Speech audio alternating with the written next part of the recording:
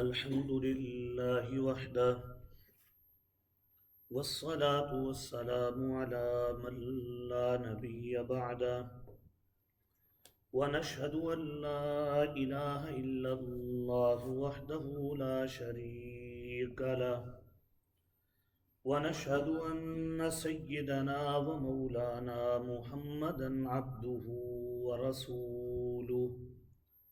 أما بعد فأعوذ بالله من الشيطان الرجيم. بسم الله الرحمن الرحيم.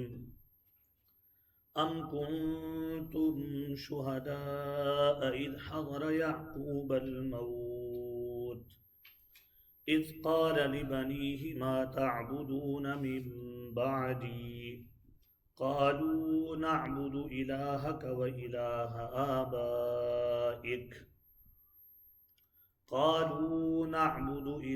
وإله آبائك إبراهيم وإسماعيل وإسحاق إلها واحدا ونحن له مسلمون.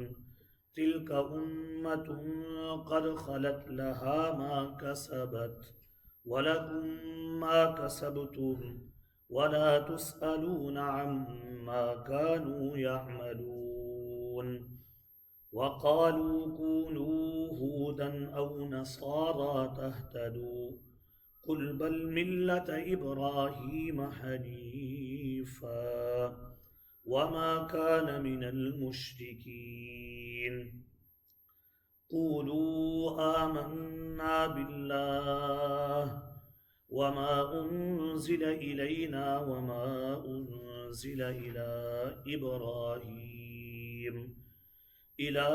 إبراهيم وإسماعيل وإسحاق ويعقوب والأسباط وما أوتي موسى وعيسى وما أوتي النبيون من ربهم لا نفرق بين أحد منهم ونحن له مسلمون. صدق الله العظيم. اللهم صل على سيدنا محمد وعلى آل سيدنا محمد وبارك وسلم تسلیما کثیرا کثیرا. آیت نمبر 133، 134، 135 اور 136 سورہ البقرہ.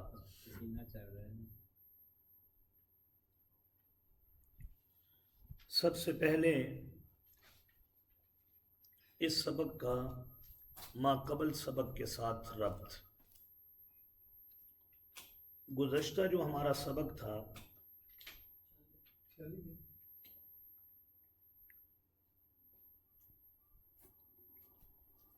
اس میں اللہ پروردگار عالم نے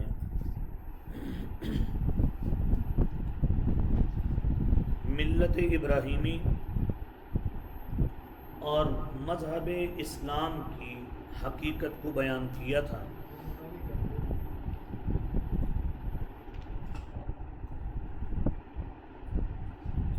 آج کا جو سبق ہے اس میں ایک اصولی بات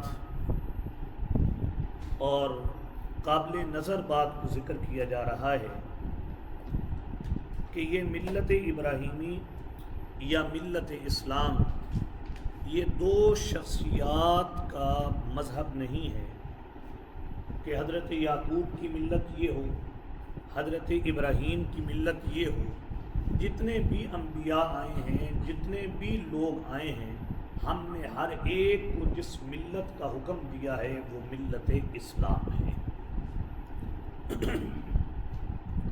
اور اس ملت کی اہمیت آج کے سبق میں ذکر کی جائے گی. اس کی اہمیت کا اندازہ یہاں سے لگاؤ کہ ملت اسلام اتنی اہمیت کی ملت ہے کہ حضرت ابراہیم اور حضرت یعقوب علیہ السلام نے اسی ملت کی اپنی اولاد کو وصیت کی تھی، اور بالخصوص اس وقت وصیت کی کہ جس وقت انسان میں اپنی اولاد کے لیے انتہا کی خیر خواہی کے جذبات ہوتے ہیں۔ اس سے بھی پتہ چلتا ہے کہ ملت اسلام کی اور ملت ابراہیمی کی کتنی اہمیت ہے۔ اس لیے جو تمہیں ہم کہہ رہے ہیں کہ اگر تم اپنے آپ کو ابراہیمی کہتے ہو تو تم اپنے آپ کو ابراہیمی کہلانے کے اصل حقدار اس وقت بنو گے جب تم حضرت ابراہیم کی ملت کو بھی قبول کرو گے، اور حضرت ابراہیم علیہ السلام کی ملت کے اب جو نمائندے بن کر آئے ہیں وہ حضرت نبی اکرم صلی اللہ علیہ وسلم ہیں۔ جب تک تم حضرت محمد الرسول اللہ صلی اللہ علیہ وسلم پر ایمان نہیں لاتے ہو تم اپنے آپ کو کبھی بھی ملت ابراہیم کا متبع کہلانے کے حقدار نہیں۔ یہ تب ہی کہلا سکتے ہو کہ جب حضرت صلی اللہ علیہ وسلم پر کیا لاؤ گے؟ ایمان لاؤ گے۔ تو اختصار اس سبق کا ماقبل کے ساتھ یہ ہوا بطور ربط کے کہ اس سے پہلے والے سبق میں تعارف تھا ملت ابراہیمی کا اور اسلام کا۔ اب جو سبق ہم پڑھ رہے ہیں اس میں ملت ابراہیمی اور ملت اسلام کی اہمیت کا بیان ہے کہ یہ صرف ان دو بزرگوں کی ملت نہیں ہے بلکہ ہم نے ہر ایک کو جس ملت کے اتباع کا حکم دیا وہ ملت اسلام ہے۔ اور یہ ملت اسلام اتنی اہمیت کی ملت ہے کہ اس کا اندازہ اس سے لگائیے کہ حضرت ابراہیم اور حضرت یعقوب علیہ السلام نے اپنی موت کے وقت بھی اپنی اولاد کو اسی ملت کی کیا کی تھی؟ وصیت کی تھی۔ دوسری طرف یہ در حقیقت جو آیت ہے سبق کی پہلی، یہ ان کی اس بات کا جواب ہے کہ جب انہیں نبی اکرم صلی اللہ علیہ وسلم پر ایمان لانے کا کہا جاتا تھا تو وہ کہتے تھے ہمیں تو حضرت یعقوب نے کیا کی ہے؟ وصیت کی ہے کہ ہم کس پر رہیں گے؟ دین یہودیت پر رہیں گے، اس لیے ہم تو اب دین یہودیت کو چھوڑ کر دین اسلام کو قبول نہیں کر سکتے۔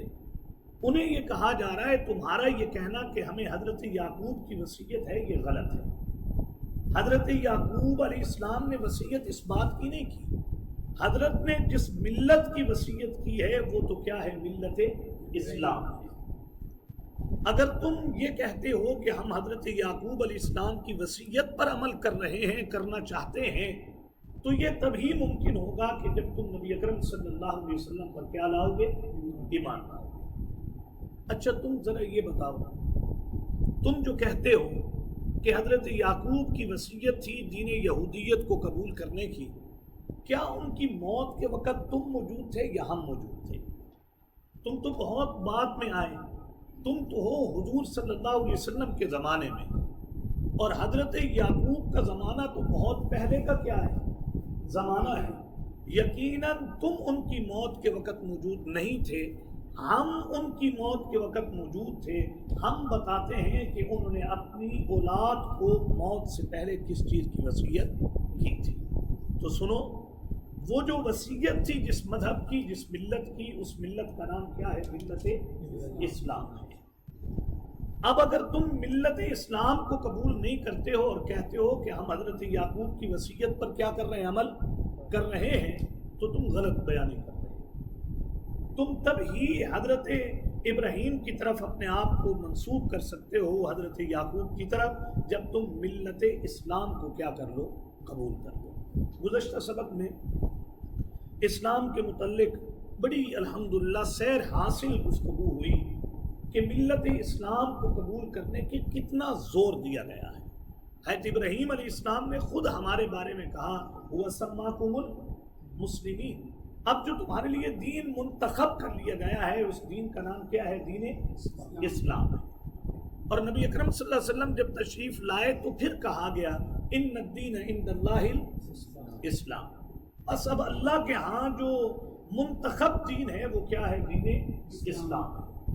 اس دین کے علاوہ کوئی اور دین اگر تم لاؤ گے فلن یقبل منک، تو وہ تم سے ہرگز قبول کیا نہیں جائے گا۔ ایک بطور ربط کے میں نے یہ بات ذکر کر دی۔ دوسری بات آج کے سبق سے یہ معلوم ہوگی انشاءاللہ ہمیں کہ اولاد کی خیرخواہی یہ مقام نبوت اور مقام رسالت کے منافی نہیں ہے۔ انسان یہ کہے میں تو نیکی کے درجے پر کھڑا ہوں اور اب میں اولاد کی کیسے خیرخواہی کروں، اولاد کی ہر اعتبار سے خیرخواہی کرنا یہ دین کے کسی منصب پر ہونے کے منافی نہیں ہے۔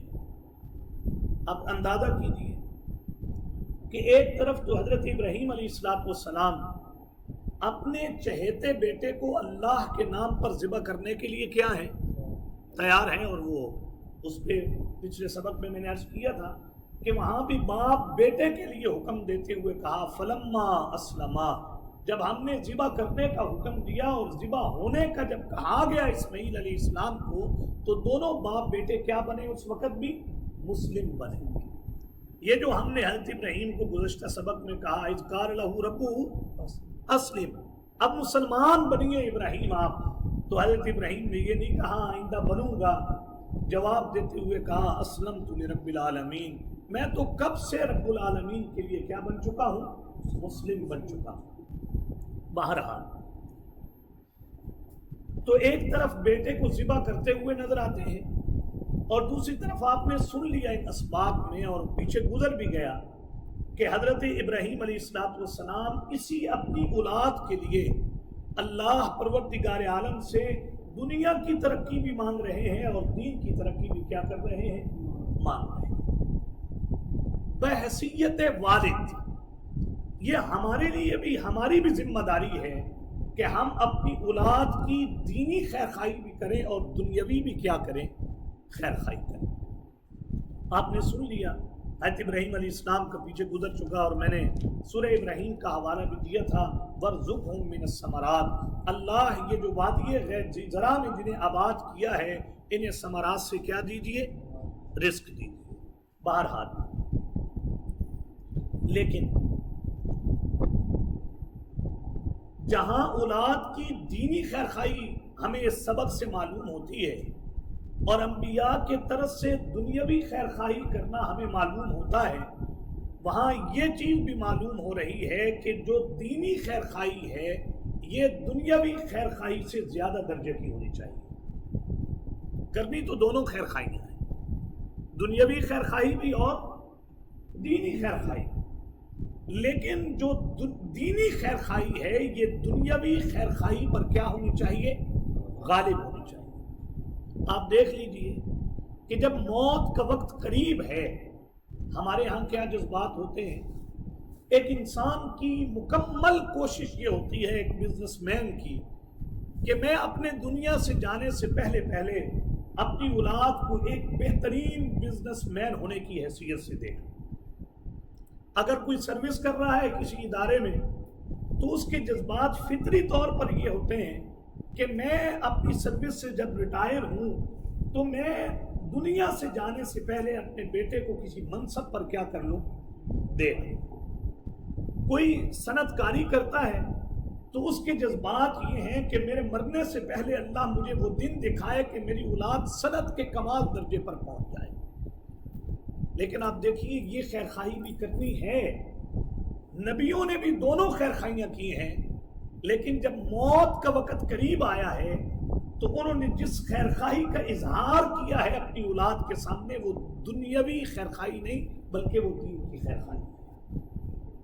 انہوں نے یہ نہیں کہا ہمارے ہاں مال تقسیم کرنے کے مسئلے، جائیداد اور وراثت تقسیم کرنے کے مسئلے، وہ ساری چیزیں بعد میں، اپنی اولاد کو جمع کرنے کے وقت کہا ما تعبدون من بعدی، بس مجھے ذرا اطمینان کے لیے یہ بتا دو کہ تم میرے بعد کس کی عبادت کرو گے۔ اب یہ معنی ہرگز نہیں ہے کہ حضرت یعقوب علیہ السلام کی جو 12 بڑی ترقی اللہ نے دی نا، شروع میں اللہ نے بیٹے کتنے دیے، 12، اور جب یہ مصر میں آئے تو کم تھے، اور جب یہ سلسلہ چلتا رہا اور حضرت موسیٰ فرعون کے دربار سے بنی اسرائیلیوں کو آزاد کرا کر لے گئے، اس وقت اسی نسل کے لوگ لاکھوں کی تعداد میں تھے، بنی اسرائیلی لاکھوں کی تعداد میں تھے۔ یہ نہیں کہ یہ مسلم نہیں تھے، یہ تھے مسلم، لیکن تاکیدی طور پر اپنی اولاد، دیکھیں مذہب کی کیا اہمیت ہے۔ اب نبی زادے ہیں، دیندار ہیں، لیکن تاکیداً حکم کرتے ہوئے کہا مجھے بتاؤ کہ میرے بعد تم کس کی عبادت کرو گے؟ تو اولاد نے جواب دیتے ہوئے کہا نعبد الہک و الہ آبائک ابراہیم و اسماعیل و اسحاق، ہم آپ کے الہ، آپ کے باپ دادا کا جو الہ ہے، یعنی ابراہیم، اسماعیل اور اسحاق کا، اور وہ الہ متعدد الہ نہیں ہے، الہ واحدن، وہ تو کیا ہے؟ الہ واحد، ہم اسی کی عبادت کریں۔ اور پھر آگے لفظ دیکھ لیجئے سبق کا آخری، وَنَحْنُ لَهُ مُسْلِمُونَ، کیا بات ہے۔ اب ملت اسلام مطلوب ہے، اے یہود تم سے بھی، نصارہ تم سے بھی، اور دنیا میں رہنے والے ہر ایک سے ملت اسلام مطلوب ہے۔ اسی ملت اسلام کا اقرار کروایا تھا حضرت یعقوب نے موت کے وقت۔ اب نبی اکرم صلی اللہ علیہ وسلم بھی آ کر تمہیں کس ملت کی دعوت دے رہے ہیں؟ ملت اسلام کی۔ یعقوبی ہونے کا حق یہ ہوگا کہ تم نبی اکرم صلی اللہ علیہ وسلم پر ایمان لاؤ اور ملت اسلام کو کیا کرو؟ قبول کرو۔ بہرحال میں یہ عرض کر رہا تھا کہ اولاد کے لیے آج کے سبق میں پتہ چلتا ہے کہ دنیاوی خیر خواہی بھی کرنی ہے اور دینی خیر خواہی بھی کرنی ہے، لیکن جو دینی خیر خواہی ہے یہ دنیا کی خیر خواہی پر کیا ہونی چاہیے؟ غالب۔ کیا بات ہے، یہ جو قرآن ہے اور یہ جو دین ہے، اگر یہ انسان کے اندر آ جائے، اتر جائے، تو انسان کی اخلاقی حصے کیا ہو جاتی ہیں؟ بیدار ہو جاتی ہیں۔ انسان تقوی کی زندگی کا آئینہ دار بن جاتا ہے۔ اور پھر قرآن کا وہ وعدہ جو سورہ الطلاق میں 28ویں پارے میں کیا گیا، وَمَن يَتَّقِ اللَّهَ يَجْعَل لَّهُ مَخْرَجًا، اولادوں کو دین اگر تم سکھا دو گے، متقی اگر تم انہیں بنا دو گے، تو ہم ان کے لیے ہر پریشانی سے نکلنے کے کیا بنائیں گے؟ راستے۔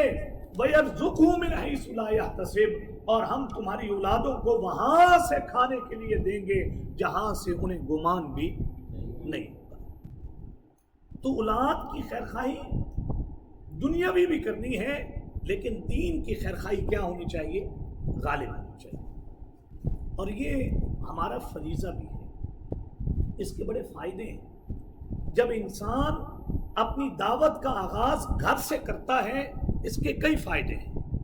ایک فائدہ اس کا یہ ہوتا ہے کہ داعی کو ہمیشہ دستے بازو چاہیے ہوتے ہیں جو اس کے ساتھ مل کر دعوت کا کیا کریں؟ کام کریں۔ اگر تم نے اولاد کے اندر دینداری کے جذبات کوٹ کوٹ کر بھر دیے تو یہی اولاد دعوتی میدان کے اندر تمہاری کیا بن جائے گی؟ دستے بازو بن جائے گی۔ داعی کو قوت چاہیے، داعی کو طاقت چاہیے۔ اور دوسرا اس سے فائدہ یہ ہوتا ہے وہ فریضہ پورا ہو جاتا ہے جو فریضہ اللہ نے ہمارے ذمہ لگایا ہے۔ 28ویں پارے کی آیت ہے، یا ایھا الذین آمنوا قوا انفسکم واہلیکم نارا، ایمان والوں اولاً اپنے آپ کو اور اپنے گھر والوں کو جہنم کی آگ سے کیا کرو؟ بچے۔ یہ فریضہ ہے، اور اس لیے نبی اکرم صلی اللہ علیہ وسلم کو سورہ طٰہٰ میں مخاطب کرتے ہوئے کہا گیا وَأْمُرْ أَهْلَكَ بِالصَّلَاةِ وَاسْتَبِرْ عَلَيْهَا، اے نبی صلی اللہ علیہ وسلم آپ گھر والوں کو بھی نماز کا حکم کریں اور پھر نماز پر کیا ہو جائیے؟ جم جائیے۔ تو پتہ چلا کہ جیسے یہ انبیاء اپنے گھر والوں کو دعوت دے رہے ہیں، مجھ پر بھی لازم ہے کہ میں اپنی دعوت کا آغاز کہاں سے کروں؟ گھر سے کروں۔ اس کا ایک فائدہ اور بھی ہے، اولاد سے انسان کا جو تعلق ہے وہ عام بندے سے نہیں ہوتا۔ اولاد سے تعلق نسب کا بھی ہوتا ہے، اولاد سے تعلق جسم کا بھی ہوتا ہے۔ اس تعلق کی بنا پر اولاد جلد بندے کی بات کو کیا کرتی ہے؟ قبول کرتی ہے۔ اس لیے نبی اکرم صلی اللہ علیہ وسلم کو بھی حکم دیتے ہوئے قرآن مقدس میں کہا گیا وَأَنذِرْ عَشِيرَتَكَ الْأَقْرَبِينَ، آپ اپنے قریبی رشتہ داروں کو ڈرائیے سب سے پہلے۔ یہی وجہ ہے کہ مکے والے شروع میں حضور صلی اللہ علیہ وسلم کو کہا کرتے تھے اگر تیرا دین حق ہوتا تو تیرے خاندان کے لوگ پہلے تیری بات کو کیا کر لیتے؟ مان لیتے۔ اور جب خاندان کی اکثریت نے قبول کیا تو پھر سورہ نصر اتری اور اللہ نے کہا وَرَأَيْتَ النَّاسَ يَدْخُلُونَ فِي دِينِ اللَّهِ أَفْوَاجًا۔ اب جناب گروہ در گروہ لوگ آ رہے ہیں دین میں، اس کی وجہ یہ ہے کہ آپ کی اپنے خاندان پر اور اپنے گھر والوں کی محنت کے نتیجے میں آپ کی دعوت ایسی پراثر اور جاندار بنی کہ اب ان کو دیکھ کر دوسرے لوگ بھی دین میں کیا ہو رہے ہیں؟ شامل ہو رہے ہیں۔ اس سے ایک بات یہ بھی معلوم ہے، قرآن نے ایک تنظیمی ڈھانچہ کھینچا ہے، اور وہ تنظیمی ڈھانچہ یہ ہے کہ ہر آدمی اگر اپنی دعوتی سرگرمیوں کو سمیٹتے ہوئے اپنے گھر تک لے کر آئے گا تو پھر یہ دعوت کا کام بہت جلدی دنیا کے اندر پھیل جائے گا۔ اپنے گھر کے اندر تو دعوت ہر بندے کے لیے کیا ہے؟ آسان ہے، وہ کر سکتا ہے۔ اس لیے کہا گیا کہ اپنے گھروں کو اپنی دعوت کا کیا بناؤ؟ مرکز بناؤ۔ کل بھی ہم نے زندگی رہی تو انشاءاللہ ہم بات کریں گے اس عنوان پر بھی، لِيُظْهِرَهُ عَلَى الدِّينِ كُلِّهِ۔ حضور صلی اللہ علیہ وسلم کی بعثت کا مقصد یہ ہے کہ یہ دین دنیا کے دینوں پر کیا آ جائے؟ غالب آ جائے۔ اور یہ غلبہ اس وقت آسانی سے ہوگا جب تم میں سے ہر ایک انبیاء کے طرز پر چلتے ہوئے اپنے گھر کو اپنی دعوت کا کیا بنائے؟ میدان بنائے۔ اس سے بہت جلدی پیغام دنیا کے کونے تک کیا ہو جائے گا؟ پہنچے گا۔ بہرحال بڑی پیاری بات لکھی ہے مفتی شریف صاحب رحمہ اللہ نے کہ اولاد کی خیرخواہی یہ ہے کہ اسے دین ترجیحی بنیادوں پر سکھا دو۔ جیسے میں نے پہلے بھی آپ کو عربی کا ایک جملہ کئی بار سنایا ہے، علم ولدک القرآن وعلمہ کل شیء۔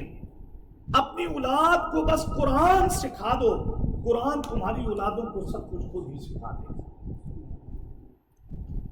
لیکن ہماری کمزوری ہے کہ ہم اپنی اولاد کی جو دنیاوی خیرخواہی ہے وہ اتنی ترجیحی بنیادوں پر کرتے ہیں کہ دین کی خیرخواہی کیا ہو جاتی ہے زندگی سے۔ آپ دیکھ لیجیے، اس کا مشاہدہ کیجیے۔ ماں باپ تو نمازی ہیں، تہجد گزار ہیں، ماں باپ تو ڈیلی بیس پر قرآن مقدس کی تلاوت کرنے والے ہیں، لیکن اولادیں آگے بے دین ہو گئی ہیں، اولادیں بے پردہ ہو گئی ہیں، اولادیں مرتد معاذ اللہ ہو رہی ہیں۔ اس کی وجہ کیا ہے کہ ایک باپ نے خود تو اپنی دینداری قائم رکھی ہے اور اپنی اولاد کا دنیاوی حق تو ادا کیا ہے، لیکن جو غالب حق تھا دین کا وہ آج ماں باپ ادا نہیں کر رہے۔ اس کا نقصان یہ ہو رہا ہے۔ یہ بڑی ایک عجیب سی بات ہے کہ میرا بچہ وہاں دھوپ میں کھڑا ہو اور میں اپنے بچے کو دھوپ سے بچانے کی تو کیا کروں؟ کوشش کروں، اور اس کو اللہ نہ کرے جہنم کی آگ سے بچانے کی کوشش۔ ایک طرف دھوپ ہے، ایک طرف آگ ہے۔ اب میں دھوپ سے بچانے میں تو لگا ہوں، لیکن میرے اس بچاؤ کی وجہ سے وہ اگر آگ کی طرف دھکیلا جا رہا ہے تو یہ کوئی عقل مندی کی بات نہیں ہے۔ بہرحال تو آج کے سبق میں یہ بڑی اہم ترین بات ہے کہ ہمیں بھی اپنی دعوت کا مرکز سب سے زیادہ کس کو بنانا چاہیے؟ اپنے گھر کو بنانا چاہیے۔ اور یاد رکھیے، گھر کی دعوت تب پر اثر ہوتی ہے جب بندہ گھر کے اندر خود عامل بن کر رہتا ہے۔ جی، نبی اکرم صلی اللہ علیہ وسلم پر سب سے پہلے جو ایمان لانے والی محترمہ ہیں وہ نبی اکرم صلی اللہ علیہ وسلم کی زوجہ ہیں۔ آپ نے بن کے دکھایا نا کہ خامن کسے کہتے ہیں۔ آپ کے رشتہ داروں میں حضرت علی ایمان لا رہے ہیں، آپ کے دوستوں میں، دوست عموماً بات نہیں اتنی جلدی قبول کرتے کیونکہ وہ اس کے شب و روز کے کیا ہوتے ہیں ساتھی، وہ اس کے نشیب و فراز کو جانتے ہیں اور اس کی زندگی سے واقف ہیں، یہ تنہائی میں کیسا ہے، یہ مجموع میں کیسا ہے۔ لیکن اگر انسان اللہ اکبر خود عامل ہو تو پھر بندے کی دعوت گھر میں بھی اثر کرتی ہے، رشتہ داروں میں بھی کرتی ہے، اور دوست احباب میں بھی اس کی دعوت کیا رکھتی ہے؟ اثر رکھتی ہے۔ آج بہت بڑا المی ہے نا ہمارا کہ ہمارے گھر ہماری دعوت سے کیا ہے؟ خالی ہے۔ بہرحال ایک بات کو سبق نہیں ہے۔ دوسری بات اختصار کے ساتھ، تلک امۃ قد خلت لہا ما کسبت، یہ مت کہا کرو ہمارا جی حضرت یعقوب سے تعلق ہے، ہمارا حضرت ابراہیم سے تعلق ہے، ہمارے جو بڑے تھے وہ انبیاء تھے، ہمیں کیا پرواہ، یہ ہماری انبیاء کی جو جماعت گزری ہے یہ ہمیں قیامت کے دن کیا کرے گی؟ بچا لے گی۔ دیکھو حضور صلی اللہ علیہ وسلم کا فرمان ہے، جسے قیامت کے دن اس کے اعمال سست کر دیں گے، اسے قوم اور قبیلے کا جو فخر ہے یہ کبھی بھی اسے چست نہیں کر سکتا۔ عمل پر ہی نہیں سار ہے سارا۔ اور آپ دیکھیے حضور کا خاندان کتنا اونچا خاندان، کائنات کے خاندانوں میں سب سے اونچا خاندان حضور کا خاندان ہے، اور حضور دنیا سے جانے سے پہلے خاندان کے لوگوں کو متنبہ کر رہے ہیں، بھائی اس بات کی گمن میں مت رہنا، اگر تمہیں وہاں تمہارے عمل نے چست کر دیا تو میں تمہیں کبھی بھی تمہارے عمل نے تمہیں کیا کر دیا؟ سست کر دیا، تو میرے ساتھ میرے خاندان سے تعلق تمہیں کبھی بھی وہاں پر چست نہیں کر سکتا۔ بڑی واضح بات ہے، اور یہ غلط فہمی بہت درجے ہمارے معاشرے میں کیا ہے؟ موجود ہے۔ ہم جی سید خاندان سے، ہمارا جی فلاں سے تعلق ہے، ہم فلاں سے بیعت شدہ ہیں، ہمارا جی فلاں سلسلے سے تعلق ہے۔ بڑے لوگ، اور یہ حقیقت پر مبنی میں آپ کو بات بتا رہا ہوں، کئی لوگ ایسے ہیں نماز نہیں پڑھتے، زندگی بھر قرآن نہیں پڑھتے، یہ میں آپ کو مشاہدے کی بات بتا رہا ہوں، حوالے کی بات بتا رہا ہوں۔ وہ کیوں نہیں پڑھتے ہو تم نماز، کیوں نہیں پڑھتے ہو تم قرآن مقدس کو؟ وہ کہتے ہیں ہم صرف ذکر پر اکتفا کرتے ہیں، اس لیے کہ جنت کے جو 8 دروازے ہیں ان میں ایک دروازہ ذاکرین کے لیے ہوگا، ہمیں نمازیں پڑھنے قرآن پڑھنے کی کیا ضرورت ہے، ہم ذکر کر کے اس دروازے سے جنت میں چلے جائیں۔ آپ اندازہ کریں یہ غلط فہمی ہے۔ اور وہاں حضور صلی اللہ علیہ وسلم کیا فرما رہے ہیں کہ بھائی اگر نماز نہیں پڑھتے ہو تو مسلمان بھی اپنے آپ کو مت کہو۔ مسلم میں اور کافر میں فرق کرنے والی چیز کیا ہے؟ آپ اس بات پہ غور کر لیں، کتنا سخت جملہ ہے۔ نمازی ہو تو مسلم ہو، نمازی نہیں ہو تو تم مسلم نہیں۔ اور یہاں لوگ کہہ رہے ہیں کہ ہم نے نماز کے اوپر وقت لگانے کی کیا ضرورت ہے، ذکر کریں گے اور جنت کا ایک دروازہ ذاکرین کے لیے ہم اسی سے کیا ہو جائیں گے؟ داخل ہو جائیں گے۔ تو تلک امۃ قد خلت لہا، اپنے آباء و اجداد پہ فخر مت کرو، وہ ایک جماعت تھی قد خلت جو کیا ہو چکی، جو گزر چکی ہے، لہا ما کسبت، ان کو وہی نیکیاں کام آئیں گی جو انہوں نے کی ہیں، وَلَكُمْ مَا كَسَبْتُمْ، اور تمہارے سامنے وہ آئے گا جو تم نے دنیا میں کیا ہے، وَلَيْسَ لِلْإِنسَانِ إِلَّا مَا سَعَىٰ، اپنے اپنے ایمان کام آئیں گے۔ ہاں اولاد نیک ہو، ماں باپ اولاد کے لیے اِصالِ ثواب کریں، اولاد اِصالِ ثواب کریں، ان اعمال کی بدولت وہاں پہ ثواب تو کیا ہوگا؟ پہنچے گا۔ لیکن تم حضور پر ایمان نہیں لا رہے ہو، جن کے اوپر ایمان لانا ہے، اور تم ملت اسلام کو قبول نہیں کر رہے ہو، جس کو قبول کرنے کی تمہیں کیا دی جا رہی ہے؟ دعوت دی جا رہی ہے، اور اس کے مقابلے میں اپنے آباء و اجداد کو اور اپنے خاندانی مفاخر کو ذکر کر رہے ہو تم، یہ وَلَا تُسْأَلُونَ عَمَّا كَانُوا يَعْمَلُونَ، قیامت کے دن تم سے ان کے اعمال کے بارے میں سوال نہیں ہوگا۔ سبق کی تیسری آیت، یہ جو پہلی سبق کی آیت ہے ابھی جو کی ہے، اس سے اس غلط فہمی کا ازالہ ہو گیا کہ بھائی کسی کے اوپر انحصار کرو گے دنیا میں اور عمل نہیں کرو گے اور پھر امیدیں لگاؤ گی بخشش کی، یہ غلط فہمی کے سوا اور کچھ نہیں، یہ خود فریبی ہے۔ وَقَالُوا كُونُوا هُودًا أَوْ نَصَارَىٰ، سبق کی جو تیسری آیت ہے اسے کہتے ہیں شکوہ ہے۔ شکوے کا معنی میں نے آپ کو پہلے بھی عرض کیا تھا کہ ہم لوگوں کو ملت اسلام قبول کرنے کی دعوت دے رہے ہیں، ہم یہ بتا رہے ہیں کہ یہ صرف 2 بندوں کی ملت نہیں، ہر ایک کو جو ملت دی گئی اس ملت کا نام کیا ہے؟ ملت اسلام ہے، اور تمہیں بھی جو اب قبول کرنی ہے وہ کون سی ہے؟ ملت اسلام ہے۔ اور اس کی شکل یہ ہے کہ تم آخری نبی صلی اللہ علیہ وسلم پر کیا لاؤ گے؟ ایسے ہٹ درم ہیں کہ ہم ملت اسلام قبول کرنے پر زور لگا رہے ہیں اور یہ لوگوں کو کہہ رہے ہیں کونوا ہودن او نصارا، یہودی بن جاؤ اور نصارا یا کیا بن جاؤ؟ عیسائی۔ بڑی عجیب بات ہے، ہم زور لگا کر کہہ رہے ہیں کہ ملت اسلام کو قبول کیے بغیر اب تمہارے لیے کوئی چارہ نہیں۔ یہ جو ملت اسلام پر چل بھی رہے ہیں ان کے دلوں میں شبہات پیدا کرتے ہوئے کہتے ہیں ہدایت تو ملے گی تب، یہودی کہتے ہیں جب تم یہودی ہو جاؤ، اور نصارہ کہتے ہیں جب تم کیا ہو جاؤ؟ عیسائی۔ ہم کہتے ہیں ہدایت بند ہے کس میں؟ ملت اسلام میں، اور وہ لوگوں کو بدراہ کرنے کے لیے کہتے ہیں کہ بھائی اگر ہدایت چاہتے ہو تو پھر یا تو یہودی بنو یا پھر کیا بنو؟ عیسائی بنو۔ آگے دیکھیں، قل بل ملت ابراہیم حنیفا، اے نبی صلی اللہ علیہ وسلم انہیں جواب دے دیجئے، بل نتبع ملت ابراہیم حنیفا، ہم نہیں اتباع کریں گے دین یہودیت اور عیسائیت کی، ہم تو اتباع کریں گے کس کی؟ ملت ابراہیم کی۔ اور تمہیں بتائیں ابراہیم کون تھے؟ تمہاری طرف مشرک نہیں تھے، جو تم دعوت دے رہے ہو نا لوگوں کو یہودیت کی اور کس کی؟ عیسائیت کی۔ حضرت عزیر کو اللہ کا بیٹا بناؤ تو ہدایت پہ آؤ گے، حضرت عیسیٰ کو اللہ کا بیٹا بناؤ تو ہدایت پاؤ گے، ان کو شفیع غالب سمجھو، قہری سمجھو تو پھر تمہیں ہدایت پر آؤ گے؟ نہیں، ابراہیم ایسے نہیں تھے۔ حنیفن، سبحان اللہ، ابراہیم تو کیا تھے؟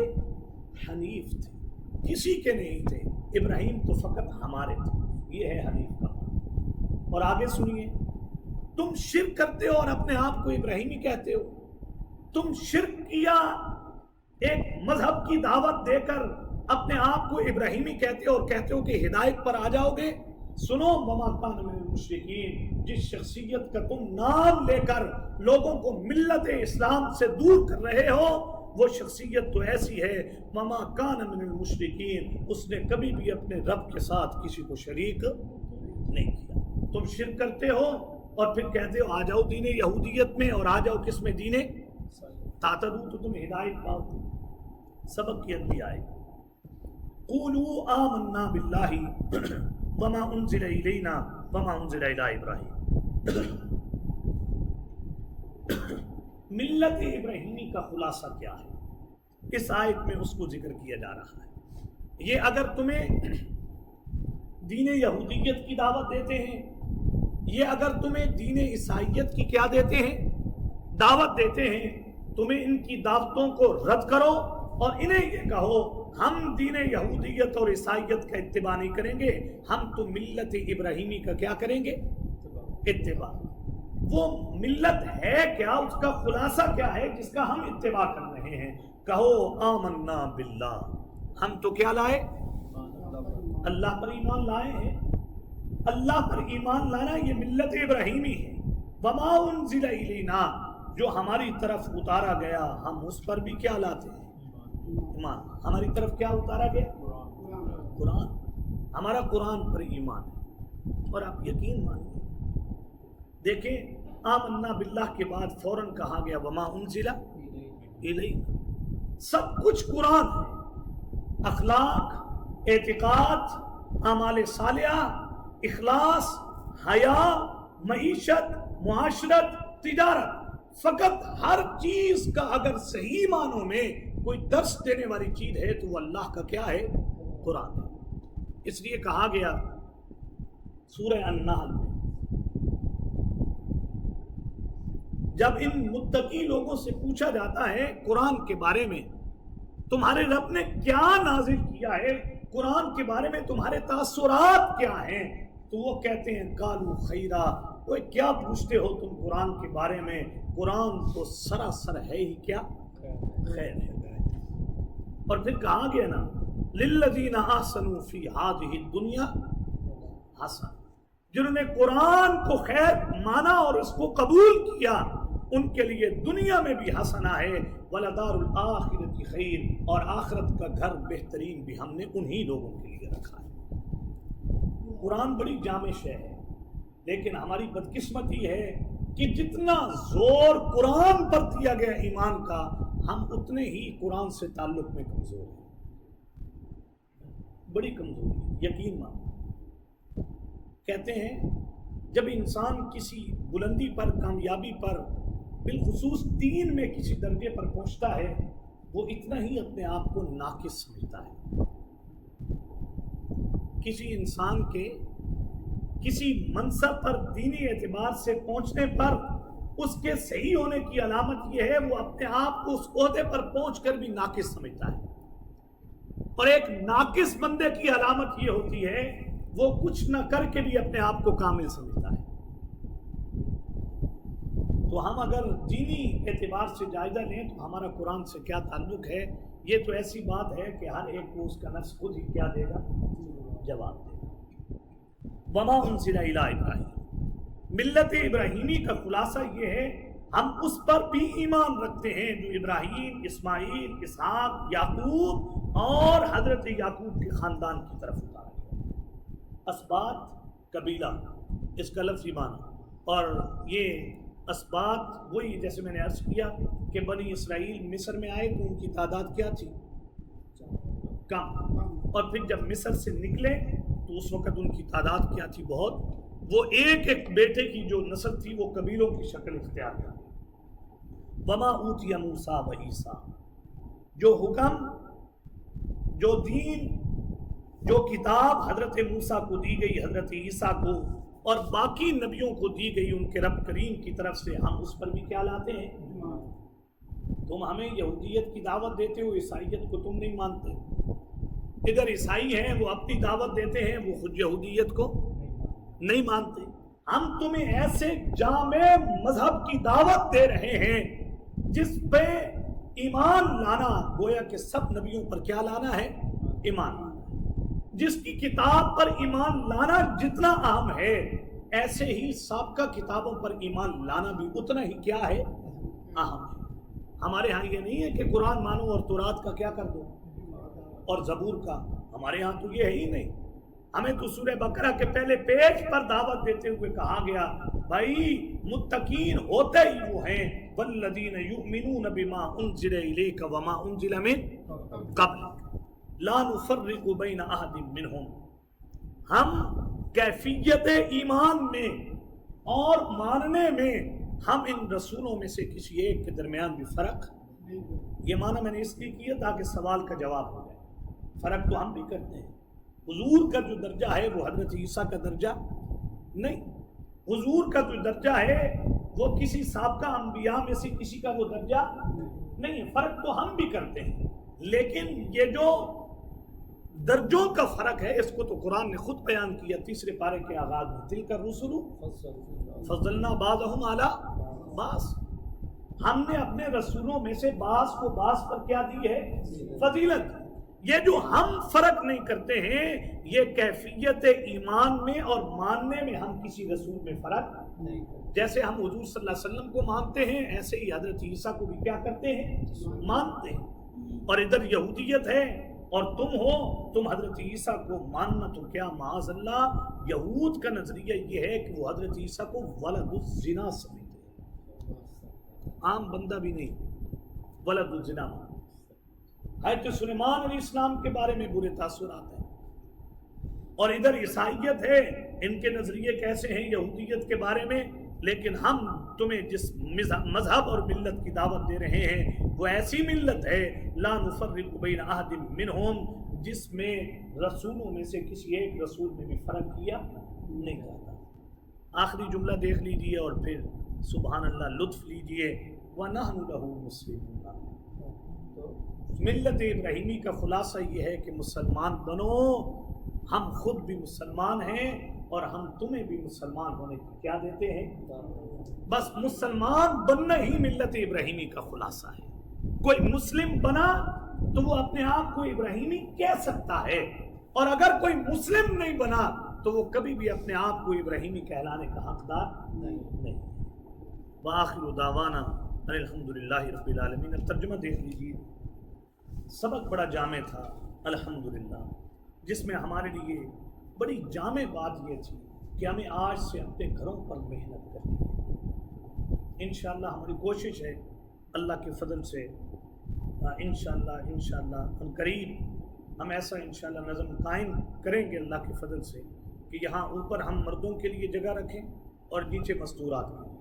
یہی کلاس جہاں ہم خود لیں وہاں ہمارے گھر کے لوگ بھی اگر اس سے مستفید ہونا چاہیں تو کیا ہو سکیں، مستفید ہو سکیں۔ قرآن کو طالب علمی شکل میں پڑھنا تب جا کر قرآن کا نور نصیب ہوتا ہے، خود مطالعہ کرنا یہ اور چیز ہے۔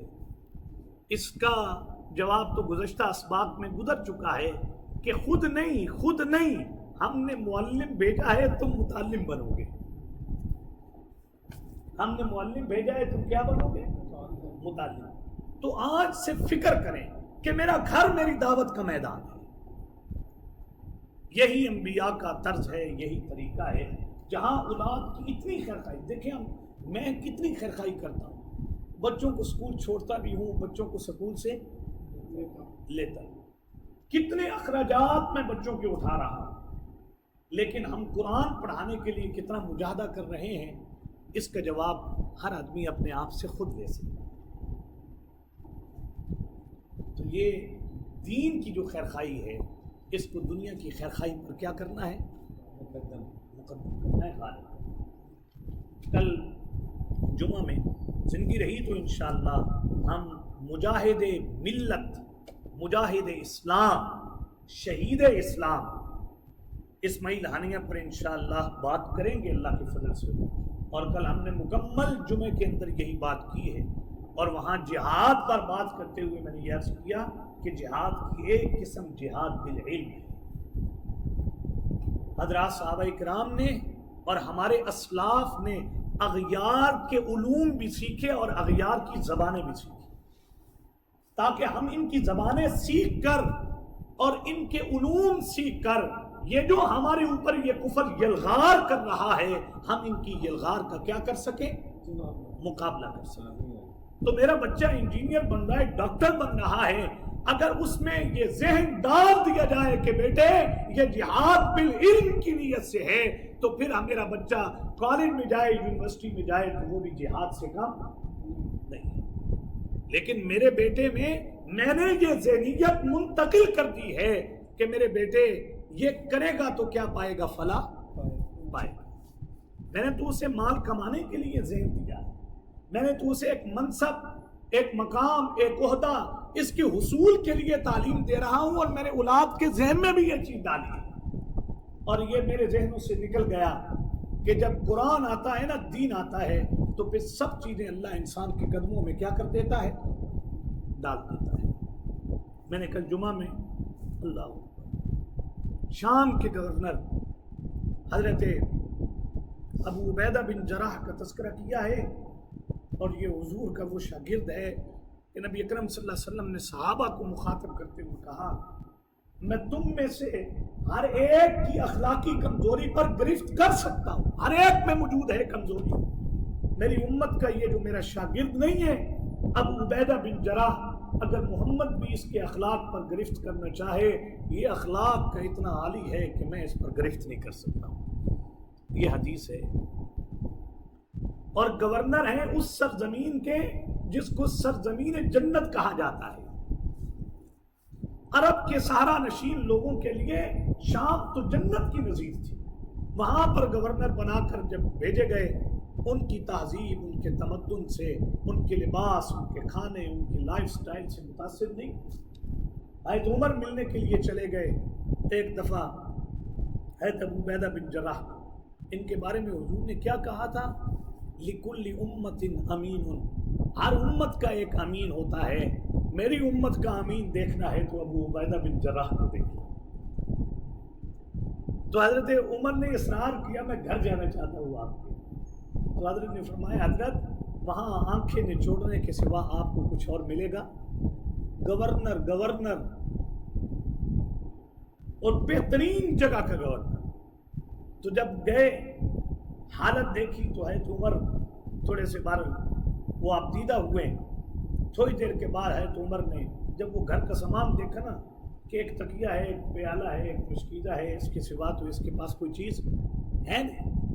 تھوڑی دیر کے بعد حضرت عمر نے جب کھانے کا کہا کہ ابو عبیدہ کچھ کھانے کے لیے چیز، تو अपने दरवाजे के पीछे से थैला उतारा और उसमें रोटी के खुश्क टुकड़े अमीरुल मोमिनीन के सामने रखकर कहा, जनाब मैं इससे ज़्यादा आपकी मेज़बानी नहीं कर सकता। जब अल्लाह दीन देता है तो सब कुछ दे देता है, और जब दीन नहीं होता तो फिर कुछ भी। ये हमारे इन लोगों से कौन पूछे कि इस्माइल हानिया को जो इस वक्त दुनिया दाद दे रही है और जिस मर्तबे पे तुम वो पहुंचा है, तुम सारी जिंदगी भी एड़ियां रगड़ते रहो इस नहज पर, तुम उसके जूतों की लगी हुई खाक का भी मुकाबला नहीं कर सकते।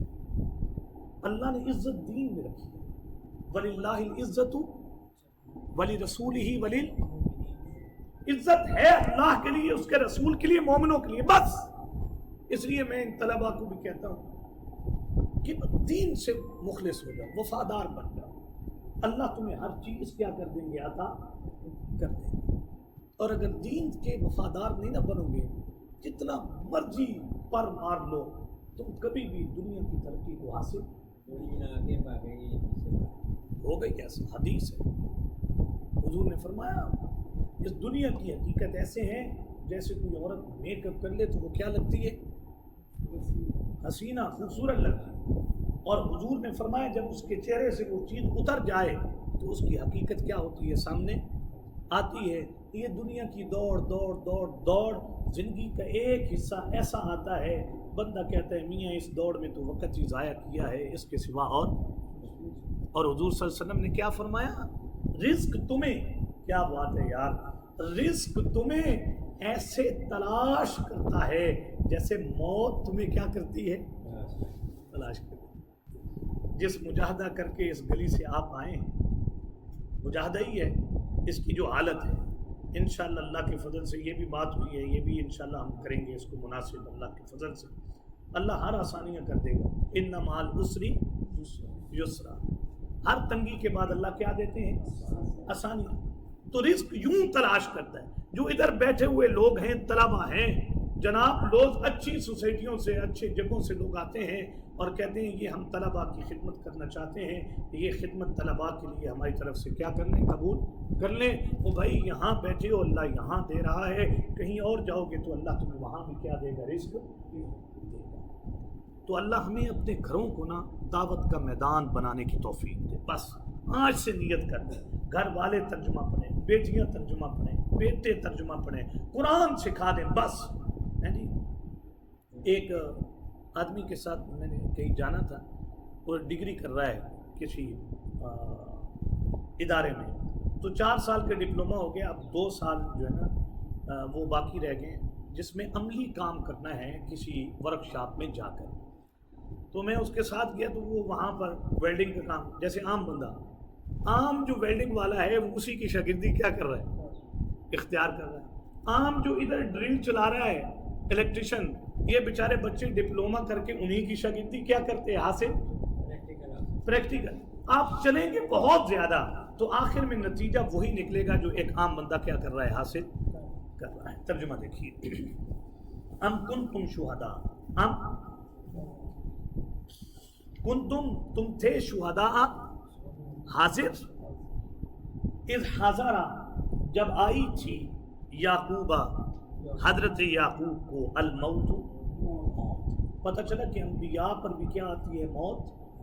कुल्लु नफ्सिन ज़ाइक़तुल मौत। इस क़ाल लिबनी, इसका माना जब काला फरमाया था उन्होंने, लिबनी ही, अपने बेटों के लिए, मा ताबुदूना, किसकी तुम इबादत करोगे, मिन बादी, मेरे बाद, कालू, तो कहने लगे, नाबुदू, हम इबादत करेंगे, इलाहा का, आपके इलाह की, व इलाह आबाई का, आपके बाप दादा के इलाह की, यानी इब्राहीम, इस्माइल और इसहाक के इलाह की, इलाहम वाहिदा, जो इलाह है एक, जो इलाह है एक।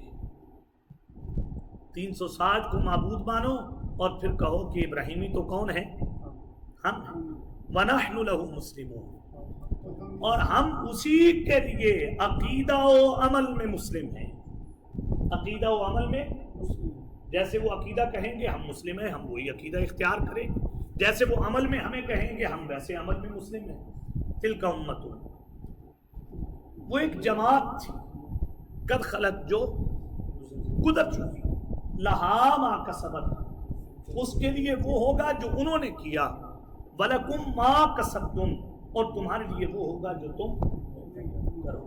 اس لیے علماء نے مسئلہ نکالا ہے کہ اگر کافر کی اولاد نابالغ فوت ہو جائے تو وہ بھی جنت میں جائے، اس لیے کہ ماں باپ کا جو برا عمل ہے یہ اولاد کے اوپر بھی اثر انداز نہیں ہوتا۔ بلا تسألون، اور نہیں تم سے سوال کیا جائے گا، اما اس کے بارے میں، کانوا یعملون، جو وہ عمل کرتے تھے۔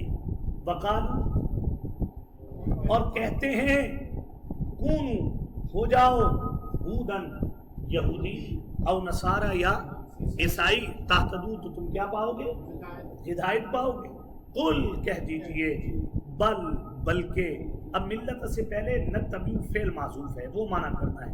قل، کہہ دیجئے، بلکہ نتبع، ہم تو اتباع کریں گے، ملت ابراہیم کی، جو ابراہیم حنیفاً یکسو تھے، جو حنیف کیا تھے؟ کیسی ماڈل شخصیت ہے کہ اللہ پروردگار عالم کہتے ہیں اسی ابراہیم کا تم نے کیا کرنا ہے؟ اتباع کرنا ہے۔ بندہ ایسے نہیں ماڈل بنتا لوگوں کے لیے، اس کے پیچھے بڑی کیا کرنی پڑتی ہیں؟ قربانیاں۔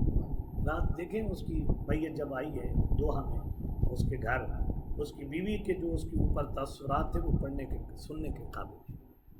ایسے نہیں بندہ، بڑی قربانیاں دینی پڑتی۔ انہوں نے کم سن پوتوں کی قربانیاں دی، انہوں نے اپنے نوجوان بیٹوں کی قربانیاں دی، 31، ایک قول میں 60، ایک میں 71 رشتہ دار انہوں نے کیا کروائے ہیں؟ شہید کروائے ہیں۔